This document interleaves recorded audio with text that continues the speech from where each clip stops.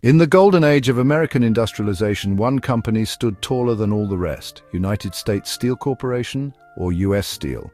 Forged from ambition, innovation, and relentless consolidation, it became the world's first billion-dollar corporation, a symbol of American industrial might and economic dominance. Long before Silicon Valley tech giants and Wall Street finance powerhouses, it was steel that built the backbone of the modern world.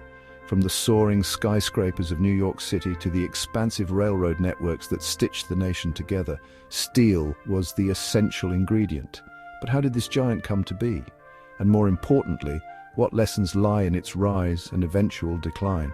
This is the story of US Steel, a tale of titans like Andrew Carnegie, Charles Schwab, and Henry Clay Frick. It's about ambition, innovation, labor struggles, antitrust battles, and the shaping of modern corporate America. It's a journey through the massive industrial expansion that transformed a nation and the complicated legacy left behind. As we unravel this story, you'll see how steel was more than just metal. It was power, politics, and the engine of a growing empire. The story of US Steel is a window into the American dream's promise and peril, reminding us that even the mightiest giants can be humbled by time and change. Welcome to Stag Research. I'm Mr. Stag, and this is the rise, reign, and reckoning of US Steel. The story of US Steel begins long before the first billion-dollar merger. It starts with Andrew Carnegie, a Scottish immigrant whose journey from a poor bobbin boy in a textile mill to the titan of American industry reads like a classic rags-to-riches tale. Arriving in America at just 13 years old, Carnegie's work ethic and sharp mind propelled him through a series of jobs, from telegraph messenger to railroad worker, then investor. By his 30s, he was deeply involved in the iron and steel business, and by his 50s, he controlled the most efficient steel operations the world had ever seen. Carnegie's genius lay in his understanding of vertical integration, controlling every part of the supply chain, from the raw materials to the transportation networks, all the way to production and sales. He acquired iron mines, coal fields, railroads, and even shipping lines. This complete control allowed him to produce steel cheaper and better than anyone else, fueling the rapid industrialization of America. But Carnegie did not build his empire alone. Henry Clay Frick was a key figure, an industrialist and coal magnate whose coke ovens provided the fuel that made steel production possible. Frick's approach to business was ruthless and aggressive. He wielded power with an iron fist, particularly against labor. Then there was Charles M. Schwab, not to be confused with the Charles Schwab brokerage founder. This Schwab was a charismatic and strategic leader, rising through the ranks to become president of Carnegie Steel. He was a master salesman and dealmaker, beloved by workers and financiers alike. Schwab was crucial in modernizing the mills and preparing Carnegie Steel for its eventual sale.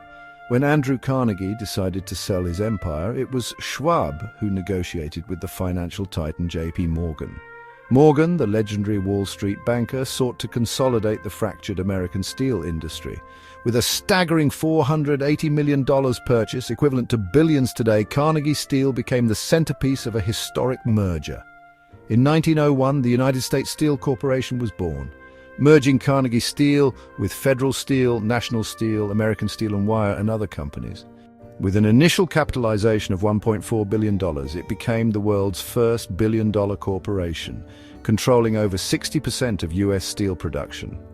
Elbert H. Gary, a lawyer and financier, was appointed chairman and gave his name to Gary, Indiana, a company town built to serve the steel giant. This was not just a business deal, it was the dawn of a new era, ushering in corporate consolidation, unprecedented scale, and a powerful industrial monopoly. With the formation of U.S. Steel in 1901, the American steel industry entered a new phase of dominance and power. For the first time, a single corporation wielded unprecedented control over steel production, pricing, and distribution. U.S. Steel's enormous size meant it could dictate terms to suppliers and customers alike, establishing a near monopoly on the nation's steel market. Under the leadership of Elbert Gary and Charles Schwab, U.S. Steel expanded aggressively. The company streamlined operations, invested heavily in modern production techniques, and sought to stabilize prices through long-term contracts. This approach avoided destructive price wars and helped maintain consistent profits. However, such dominance also bred controversy. Competitors and politicians decried U.S. Steel's market control as monopolistic. while laborers faced harsh working conditions and low wages. The company's reputation was a mix of awe and fear, a symbol of industrial progress and corporate greed. Early growth also involved the development of company towns like Gary, Indiana, designed to house workers and provide services, though always under the company's watchful eye. These towns were part of U.S. Steel's strategy to maintain control over its workforce and operations. The company's growth was fueled by rising demand for steel in railroads, construction, and machinery. The rapid urbanization of America required steel for bridges, buildings, and infrastructure. U.S. Steel positioned itself as the backbone of the nation's expansion. Financially, U.S. Steel became a darling of Wall Street.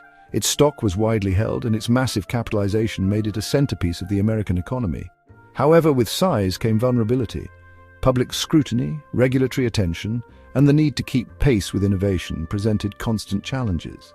Yet the early years solidified U.S. Steel as a symbol of American industrial strength and corporate power. U.S. Steel was more than just a company, it was an industrial colossus whose influence stretched from Wall Street to Washington. By the early 20th century, it produced more steel than any other company in the world, controlling the majority of the domestic market. This dominance led to accusations of monopoly, sparking investigations and public debate over the role of big business in America. President Theodore Roosevelt, known as the Trust Buster, turned his attention to U.S. Steel. In 1907, his administration launched an antitrust investigation to determine whether the corporation violated the Sherman Antitrust Act. However, unlike the breakup of Standard Oil, U.S. Steel survived the scrutiny largely intact. Legal arguments showed that despite its size, it had left enough room for competition to exist. Companies like Bethlehem Steel emerged to challenge its dominance, keeping the market competitive enough to avoid forced dissolution. Technological innovation was a key part of U.S. Steel's industrial leadership. The company pioneered advances in steel production processes, metallurgy, and logistics. It built massive steel mills in Pennsylvania, Ohio, and Indiana, investing in research and development to improve efficiency and quality. The famous open hearth furnace and later the Bessemer process allowed it to produce steel on a scale never seen before. Yet the company's dominance also came at a cost. Labor relations were fraught with tension. The steel strike of 1919 saw over 350,000 workers demand better wages and working conditions. The strike was met with resistance from management and government forces, and it ultimately failed to achieve its goals, further deepening animosity between labor and capital. U.S. Steel's monopoly power allowed it to set prices and influence markets worldwide. It was a giant shaping the economic landscape, but also a lightning rod for debates on monopoly power, workers' rights, and the role of corporations in society. While U.S. Steel symbolized industrial progress, it also became a battleground for some of America's most intense labor struggles. The company's sheer size meant it employed hundreds of thousands of workers, many in dangerous, grueling conditions. The rapid industrialization had not brought comfort to the factory floor. Long hours, low pay, and unsafe environments were common. The Homestead Strike of 1892, before the formal creation of U.S. Steel but part of its roots, set a grim precedent. When workers at Carnegie Steel's Homestead plant struck over wage cuts, Henry Clay Frick called in the Pinkerton Detective Agency to break the strike. The violent clash resulted in deaths and arrests and left a lasting scar on labor relations in the steel industry. Following the merger, labor unrest continued. The steel strike of 1919 was a massive nationwide effort to unionize steelworkers and improve working conditions. Over 350,000 workers walked out, making it one of the largest strikes in American history.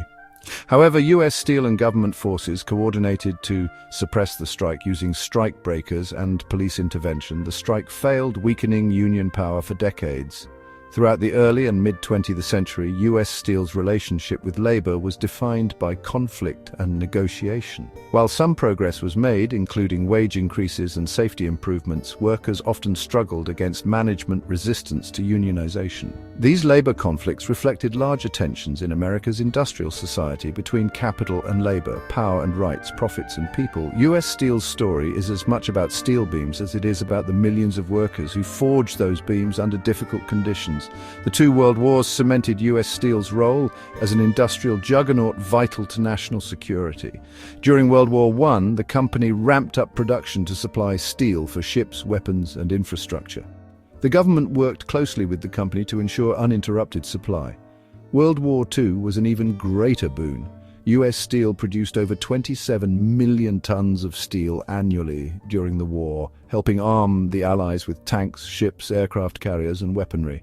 The company's mills operated at full capacity, and steel became known as the arsenal of democracy. The government's relationship with U.S. Steel was complex.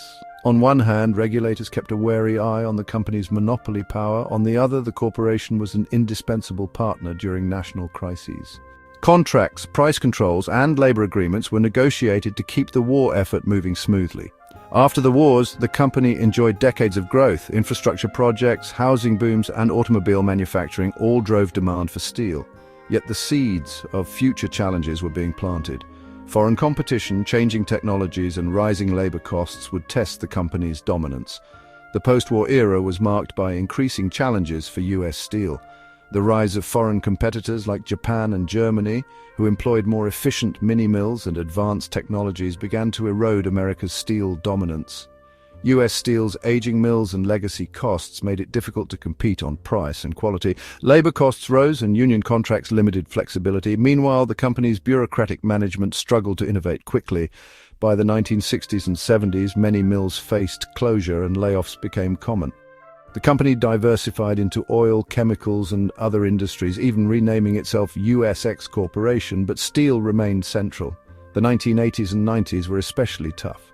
The company lost market share, struggled with debt, and weathered waves of foreign competition and imports. Environmental regulations and shifting economic policies also played a role. Despite these difficulties, U.S. Steel sought to modernize. Investments in new steel-making technologies and restructuring efforts were launched, but the company could never fully regain its earlier dominance. Today, U.S. Steel remains an important player in the global steel industry, but it is no longer the uncontested giant it once was. The company continues to operate large steel mills, focusing on quality products and specialized steel grades. In recent years, U.S. Steel has faced renewed challenges from globalization, tariffs, and fluctuating demand. In June 2025, Nippon Steel finalized its $14.9 billion acquisition of U.S. Steel, marking the end of over a century of American ownership. The deal was approved after an 18-month review process, which included national security concerns addressed through a unique agreement, granting the U.S. government a golden share. This provision allows the president to appoint a board member and provides veto power over key corporate decisions, such as plant closures and job relocations. The acquisition positions Nippon Steel as the second-largest steel producer globally, with plans to invest $11 billion in U.S. operations by 2028. Yet U.S. Steel's legacy is undeniable. It defined modern corporate America with its mergers, management, and scale. It shaped the American economy and labor movement. Cities like Pittsburgh and Gary owe their origins to steel. And the company's story is a blueprint of industrialization, the promise of growth, the cost of monopolies, and the consequences of complacency. The rise and fall of U.S. Steel is a tale of ambition, power, and transformation. It's the story of how steel built a nation, created fortunes, and tested the limits of monopoly and labor. It's a reminder that no empire lasts forever, but legacies endure in the bridges, skyscrapers, and communities forged in steel. If you enjoyed this deep dive into America's industrial past, be sure to like, comment, and subscribe to Stag Research, your go-to channel for business deep dives and founder legacies. What do you think the future holds for American manufacturing and industry? Drop your thoughts in the comments. Mr. Stag, logging off.